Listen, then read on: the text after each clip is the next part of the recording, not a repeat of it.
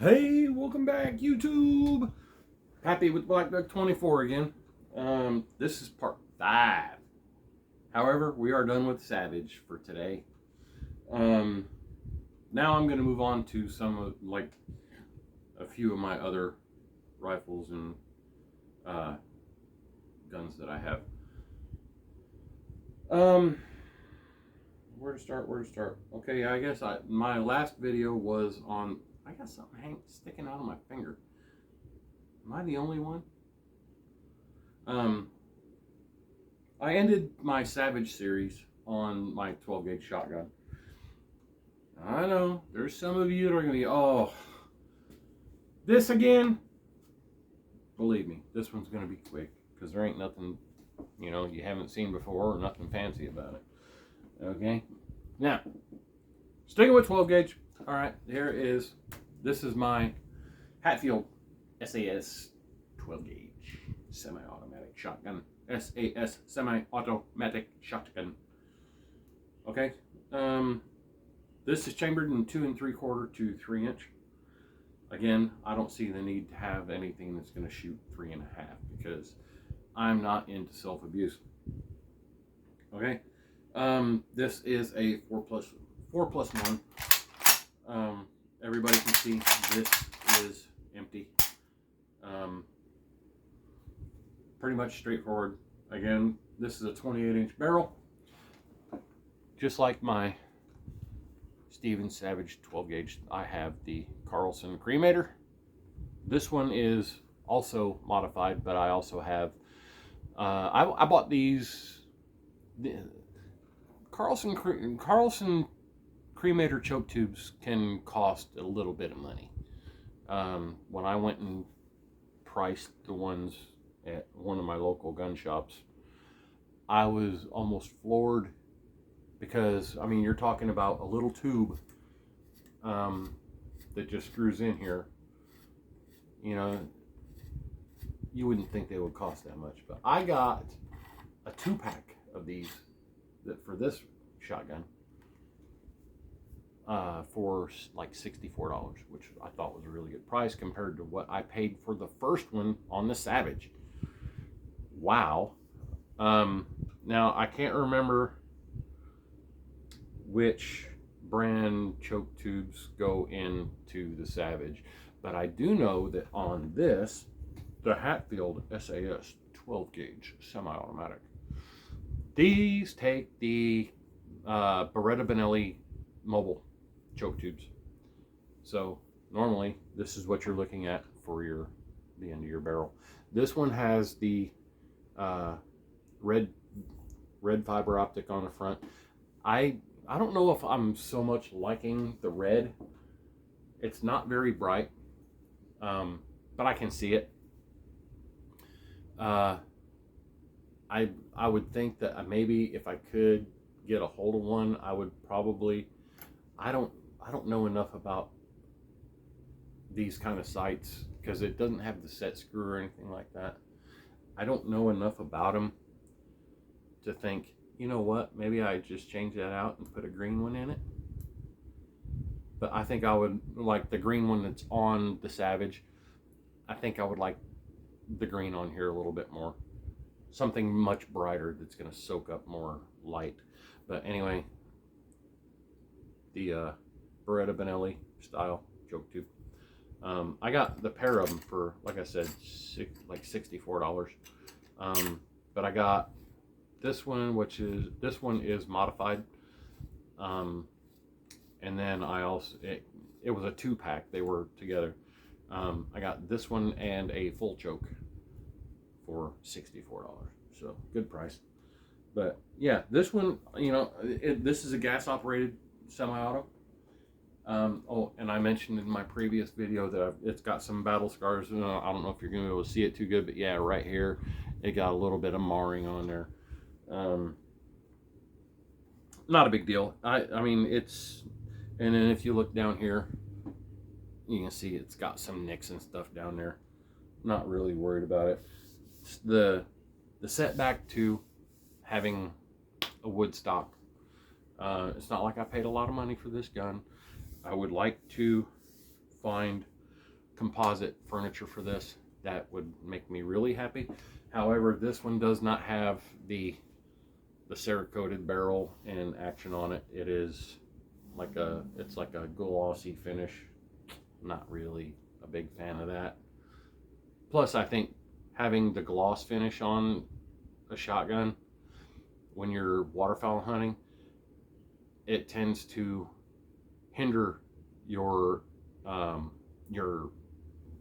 sight when you're drawing down on a bird. So there's that. Yep. But yeah, straight up, just the only thing I had to do with this, I had to drill my magazine. I'm doing it again, y'all. I had to drill the hole for the magazine tube, or the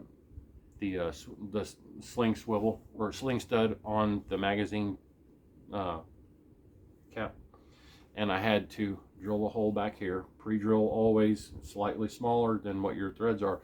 I ordered these sling studs off Amazon for like $7.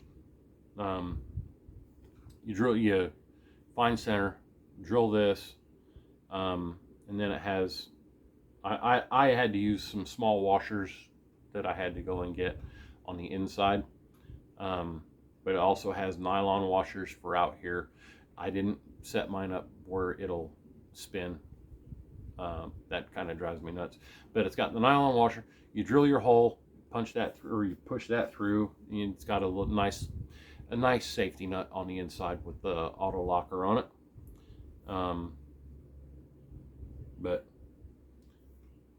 not a whole lot of money in this. I think this one box or retailed for $240. I'm happy with it. You have to go back and look at my other video on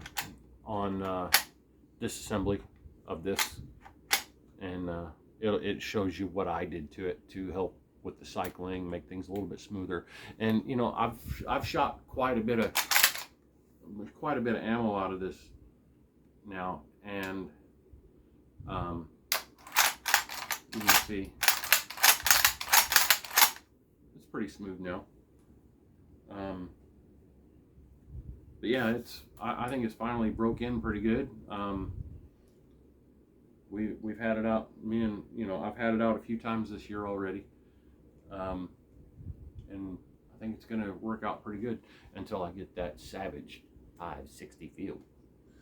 So anyway, that right there that's the Savage, y'all. Or not the Savage, the SAS. Again, you know, if you're gonna if you're thinking about getting into waterfowl hunting, and you're thinking like I did, I was thinking, I'll just get the cheap, I'll spend less money and I'll just get a cheap pump action. If you want a pump action, if you want to go bird hunting with a pump action, hey, that's fine. There's nothing wrong with that. They still work. They work the same. There's the thing about the difference between a semi-auto, to me, okay, the difference between a semi-auto and a pump is, if you're shooting a semi-auto and if you get 2 or 3 birds that come in, you're getting the onesie twosies, you get 3 birds that come in, okay, and if they're close, if they decoy in close enough, you have 3 shots in your gun. Even if it's a pump, you got to have your duck plug in. You have 3 shots. Okay, if you're shooting a pump, it automatically slows you down, because between shots you have to you have to eject the old shell and feed your next shell. It automatically slows you down. So as you're slowed down, you tend to, it makes you take your time more. So if they decoy in closer with a pump, you may get all 3 birds. However, with a semi-auto, you pull the trigger, you're shooting faster, you're not taking your time as much. So there's pros and cons. I, for the life of me, I don't know why, but I prefer my semi-auto. I still wouldn't be afraid to take my pump. But if you're leaning towards, eventually I'm going to want that semi-auto shotgun. You know what? I've heard people just verbally destroy these guns because it's just a cheap ass Turkish made semi-auto shotgun. Well, guess what? Okay, this is the Hatfield, the Charles Daly. There's what are the other ones? We got the Charles Daly. You have the, oh, come on now, the, yeah, all these other ones, like, you can buy them at Walmart. Okay, you know what I'm talking about. TriStar, the shotguns like that, they're all made in the same place. So, talk about how good your TriStar or your Charles Daly is, and trash this. I'm betting they come out of the same factory. Just saying. But there's nothing wrong with getting them. Okay, just like my video that I posted on the disassembly of it. So there's people that are intimidated by taking apart a gas operated shotgun. There's no reason to be. I think, for me, I am more intimidated taking apart an inertia driven. There's more moving parts, like the springs and whatnot. But no. So anyway, let me make my point. Okay, so if you're thinking about getting into waterfowl hunting, if you want to go with a pump, go with a pump. Okay, but if your mind is like, okay, I'll start with a pump and then I'll work my way up to a semi-auto. Let me tell you, the price difference between the $180 pump Stevens that I have and the semi-auto I have, this was $240. Not at, like, what, $50 or $60 more. Just save up for another week or two. Go ahead, and it doesn't have to be the Hatfield. Get whatever brand, whichever one of the cheap ones you want. Or you can just go and you can, blow $2,000 on a expensive shotgun. That's up to you. But what I'm saying is, if you know you're going to get into the waterfowl hunting, then just go ahead and buy yourself a semi-auto. Again, there's companies, again, Stevens, or Savage, they make the 12 gauge semi-auto, and it's the 560 Field, which is a semi-auto 12 gauge, 28-inch barrel. Excuse me. It's more expensive than this, but you're not even spending $1,000 on it. I think they're going for around between $600 and $650, which, for me, that's more money than I've spent on any of my guns. But it's still better than, shelling out $1,700-$1,800 for a Benelli or whatever. There's some good inexpensive shotguns. Again, going through and taking them out of the box, cleaning them, thoroughly, get the action and the trigger assembly and the bolt and everything, get it all cleaned out, get all the milling particles out, all that old milling lubricant that's dried up and tacky in there. Learn how to use YouTube. Take that gun apart, take the trigger assembly out, and get broke down as far as you can, and clean the inside of it out. There's no such thing as too clean, and then oil it, and then start off with some heavy loads. Go and get some heavy load brass, or shotgun shells. Blow 2 or 3 boxes through there. okay? Get it to where it's going to cycle the light loads. You always want to break it in with heavy loads so that it will break in, or that it will cycle the lighter loads. Really simple stuff. Things that we've talked about in previous videos. Anyway, I'm getting away from things. I'm going to end this one. But that's basically the gist of the shotgun, you know. And so don't be afraid. You're going to, who cares what you're shooting? Okay? I don't care if you're shooting $100, you know, shotgun. It doesn't matter, as long as you're out there and you're doing what you're enjoying, you know.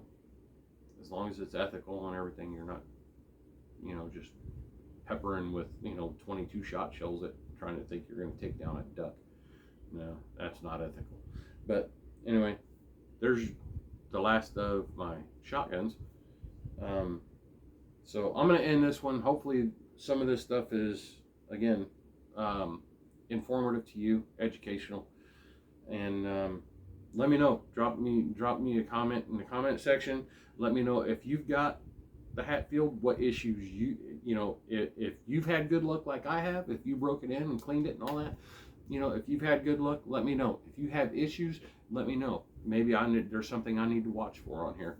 But again, it's information for information. I'm not getting paid to do any of this. I'm just here helping people out, talking, shooting the shit. It's what it is. Drinking Joe, you know, once again, I want to give props to Black Rifle Coffee Company. You guys are awesome. Yeah, you're awesome. So anyway, let me get off of here. I'm gonna get this one posted here in a little bit, and then I'm gonna get on to the next one, and we're gonna be going a totally different route. We're going back to rifles, y'all. I'll talk to you guys in a little bit. Do it right.